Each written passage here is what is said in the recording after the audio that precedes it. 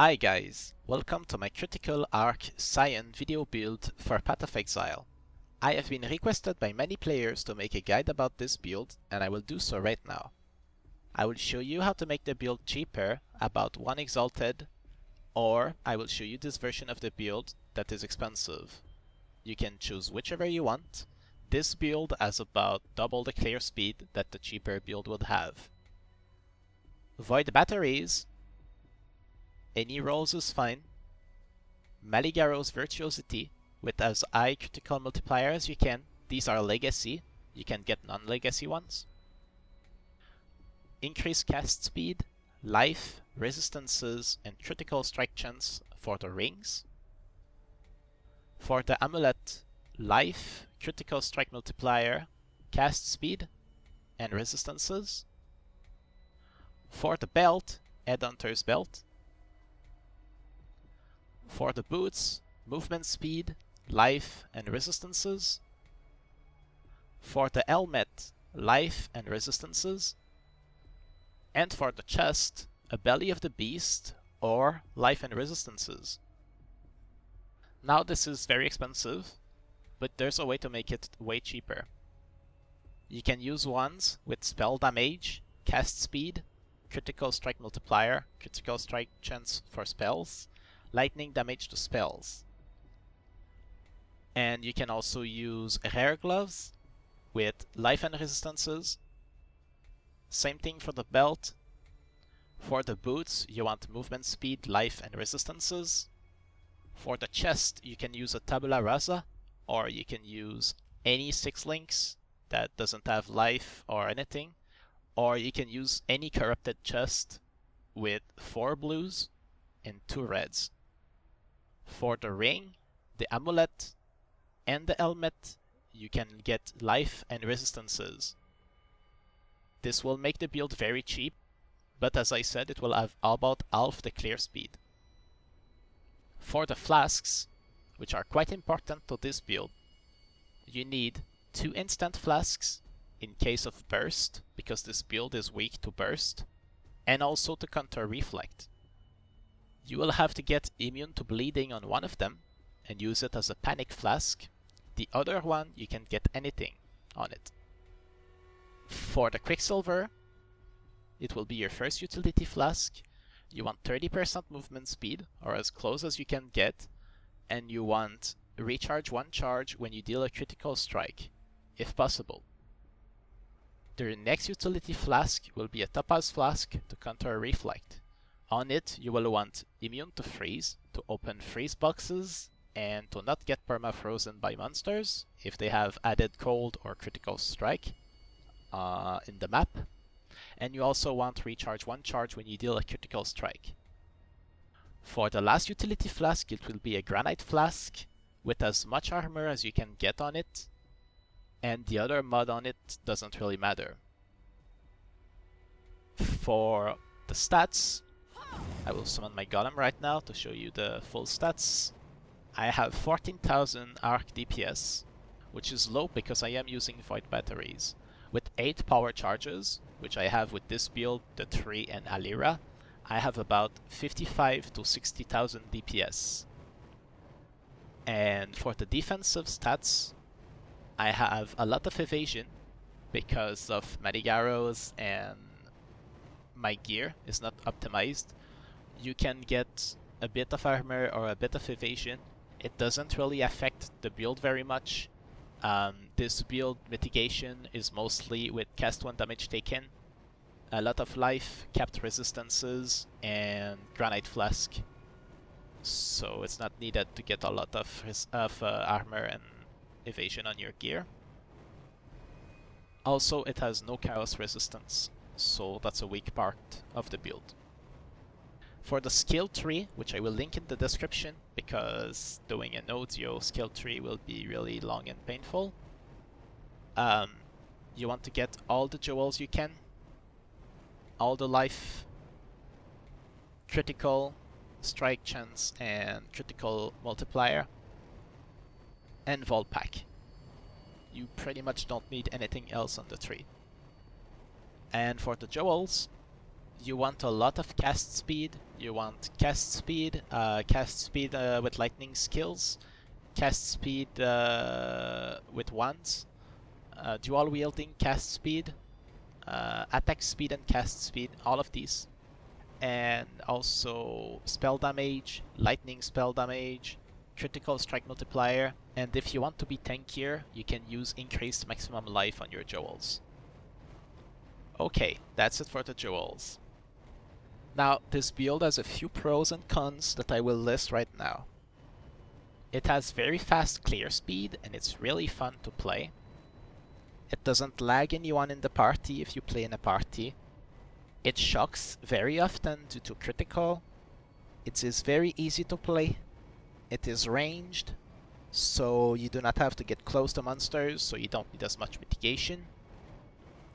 It can do every single map mods, but no leech, minus regen, minus max, and elemental reflect. These are all bad mods that can get you killed with the elemental reflect mobs. If you do not care about your experience loss at all, you can do them. If you are trying to level up, you should skip those. And also, you can start with Arc very early, in the early 20 levels, I believe. So you can level with that up to 100. And the build is very cheap and easy to gear up. There's nothing required for the build. You can use all rare items, it's fine. If you have the currency, you can use these, well, very expensive items that improve your clear speed and survivability, but it's not needed. The cons of this build is that it cannot do I-tier bosses, such as Core, or Palace Dominus, or Shrine Piety. It doesn't do these art bosses. I mean, you can try them, but I've never tested them, as I don't think these are very safe when leveling with a character without very much mitigation. But you can try those if you want. Also, low chaos resistance is a problem versus Poison Alchemists and boss like Jungle Valley boss. So, I mean, you can get resistance on your gear, chaos resistance that is, but it's not very easy to come by, and you can pretty much skip that and try to avoid chaos. I mean, chaos didn't kill me a single time on this character. Maybe it could for you, so that's your choice. Reflect, you have to be careful about Reflect all the time. You have to pop your Topaz Flask whenever you see Reflect. If you are out of Topaz Flask and there's a Reflect mob, you have to go kill some other mobs and get your Flask back up. There's no way you can kill a Reflect mob without using your Topaz. You're going to kill yourself because this build does too much damage. If you don't have all the very strong gear, then it's not as bad. But when you get a lot of crit and a lot of damage, it's going to kill you really fast under 1 second if you're not aware of it. And the last thing is that single target damage is low. So bosses that are alone without any mobs next to them and rare mobs that are very tanky, these are going to take a long time to kill, maybe 10 seconds. So that's another con of this build. But in general, this build is really fun. I suggest it to anyone, mostly softcore players, because this build in hardcore would be pretty it would be pretty bad,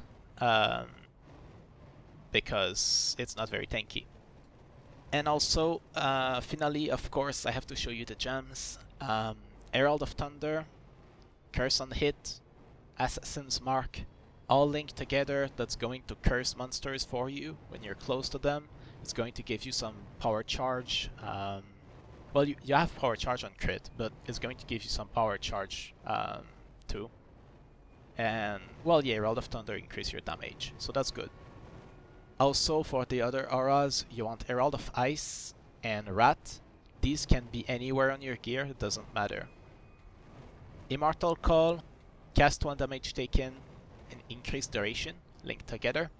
You want cast 1 damage taken at level 4, Immortal Call at level 6, and increased duration at max level. You can use a Vol skill in this build. You have a lot of free slots. I am level 98 right now. and I do not use almost 6 slots on my gear. So you can get a lot of Vol skills up if you want. I only got Vol Lightning Trap because it helps me against single target and it's the only thing that I don't clear fast. I suppose you could get some stuff like Vol Summon Skeletons or Vol Aced if you want, but that's what I use. Also, Summon Flame Golem, Blood Magic, and Flame Dash in a Tree Link. That's going to help you move around when you're in danger, because this build is squishy and you have to dodge stuff. So it also helps you jump over walls and everything. I mean, you know what Flame Dash does, so get that. And Summon Flame Golem. It gives you good damage, 20% increased damage. It's pretty strong. I tested the other golems and I don't like them as much. Plus this one is pretty cool, so let's use that.